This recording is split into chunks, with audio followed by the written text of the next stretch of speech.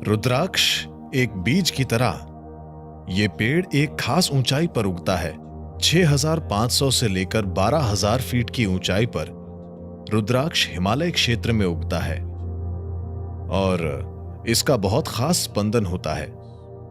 अगर आप किसी चीज के ऊपर रुद्राक्ष को पकड़ें जिसकी पॉजिटिव प्रकृति है तो ये अपने आप घड़ी की दिशा में घूमेगा। अगर आप इसे किसी नेगेटिव चीज के ऊपर पकड़ें तो ये घड़ी की उल्टी दिशा में घूमेगा। अगर आप इसे न्यूट्रल चीज के ऊपर पकड़ें तो ये एक पेंडुलम की तरह झूलेगा।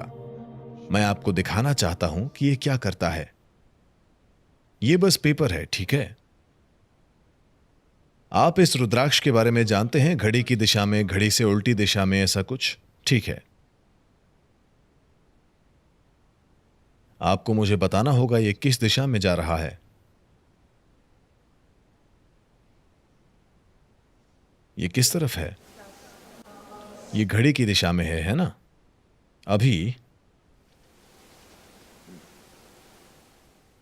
मैंने कोई ऊर्जा ट्रांसफर या ऐसा कुछ नहीं किया है।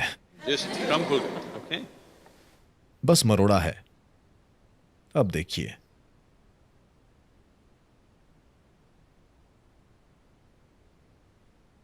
ये किस तरफ है? तो मैं नहीं जानता कि उन्होंने आपको बताया कि नहीं। निश्चित ही आपके माता पिता ने आपको बताया होगा। अपने कपड़े अच्छे से घड़ी करके रखने चाहिए, अपना बिस्तर और चादर अच्छे से घड़ी करके रखना चाहिए। यह आपके जीवन में एक अंतर लाता है। इस देश में हमेशा हमें यह बोला गया, सुबह सोकर उठने के बाद अगर आपने अपना बिस्तर अच्छे से घड़ी करके नहीं रखा तब शैतान आएंगे और उसके ऊपर नाचेंगे, प्रेत आएंगे और उसके ऊपर नाचेंगे। और जब आप अगले दिन उस तरह के बिस्तर पर सोने के लिए जाते हैं, यह आपके जीवन पर असर डालता है। और ये एक द्वंद्वात्मक तरीका है इसे व्यक्त करने का, और ये सच है। हम जिसे शैतान या प्रेत कहते हैं वो जीवन का नकारात्मक रूप है। हम जिसे दिव्य कहते हैं वो जीवन का सकारात्मक पहलू है। वो जो आपको सहारा देता है, आपको समृद्ध करता है, वो दिव्य है। जो आप पर नकारात्मक असर डालता है वो शैतान है। तो बस ये कागज, अगर आप बस इसे मरोड़ कर रख दें, ये ऊर्जा के नकारात्मक रूप को आकर्षित करता है। अगर आप इसे ठीक से फोल्ड करके रखते हैं, ये सकारात्मक हो जाता है। इसीलिए किसी चीज से हर एक चीज तक, घर कैसा होना चाहिए, कहां पर क्या रखना चाहिए, तो मैं नहीं जानता। इन दिनों ये सब खत्म हो रहा है। हम मॉडर्न एस्थेटिक्स को अपना रहे हैं। वरना अगर मेरी दादी यहां होती, हर एक चीज कहां पर क्या होना चाहिए, हर चीज एक खास तरीके से होती। अगर आप घर में जाएं तो शायद आप देखेंगे, अगर आपकी माँ एक पारंपरिक माहौल से आई हैं, अगर आप रसोई में जाएंगे, हमेशा नमक और इमली एक साथ रखे होंगे, कभी भी अलग नहीं होंगे। क्या आप ये जानते हैं? क्या ऐसा है? ये अभी तक कायम है। हाँ, ये सारी जागरूकता दुर्भाग्य से बस परंपरा बन गई।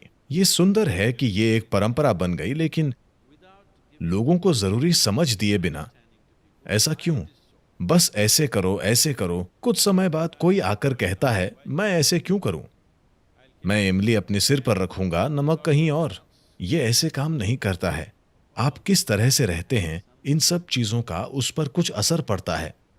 हर चीज कैसे रखी जानी चाहिए। तो ये देखने का विज्ञान है कि मनुष्य अपने उच्चतम स्पंदन तक कैसे काम कर सकता है।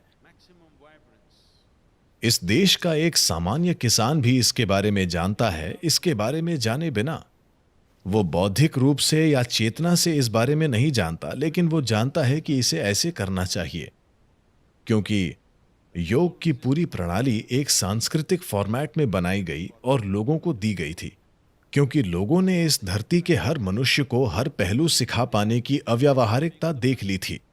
तो इसे सांस्कृतिक बना दीजिए और उन पर छोड़ दीजिए। मैं देखना चाहता हूं कि अगली कुछ पीढ़ियों के बाद, जैसे कोई माँ अपने बच्चों को दांतों को ब्रश करना सिखाती है, वैसे उनके जीवन में योग आ जाए। पहले ऐसा ही होता था।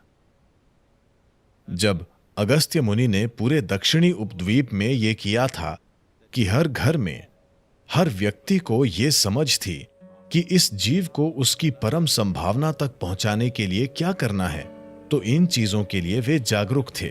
इस तरह की आसान चीजें, आप में से कई लोग जो 6 महीनों से आसनों का अभ्यास कर रहे हैं, आप इसे अनुभव कर सकते हैं। आप 2 शर्ट लीजिए, ठीक है? दोनों धुली हुई साफ शर्ट्स, एक को गोल मोल कीजिए और इसे 3 दिन के लिए रखिए। दूसरी सफाई से फोल्ड करके वहां रखिए। 3 दिन बाद एक को पहनिए, अपनी आंखें बंद कीजिए और इसे महसूस कीजिए। दूसरी को पहनिए, अपनी आंखें बंद कीजिए और महसूस कीजिए। बस देखिए कि कैसा महसूस होता है। वो बहुत अलग होती हैं। तो जीवन में हर पहलू लाया गया। तो आप जिसे इस संस्कृति की तरह देखते हैं, क्योंकि इस धरती पर कोई ईश्वर नहीं है, इस धरती पर कोई धर्म नहीं है, ये बस एक तरह का विज्ञान है जिसे संस्कृति की तरह प्रवाहित किया गया। कई विकृतियों की वजह से वो विज्ञान पूरी तरह विकृत हो गया। पूरे समाज में इसे फिर से स्थापित करना आसान नहीं होगा। हम इसे कम से कम कुछ लोगों में फिर से स्थापित करना चाहते हैं, इस उम्मीद से कि वो कभी भविष्य में इसे बाकी लोगों तक ले जा सकेंगे। अगर हम ऐसे 1000 लोग बनाते हैं जो वाकई ग्रहण करें, समझें और उस तरह से रहें, मैं निश्चित ही मानता हूं कि ये 1000 लोग लाखों लोगों तक पहुंच सकते हैं। वो लाखों लोग कई लोगों के लिए ये कर सकते हैं और वो कई लोगों को तैयार कर सकते हैं जो इसे ग्रहण करने में सक्षम हों और ये सब किया जा सके।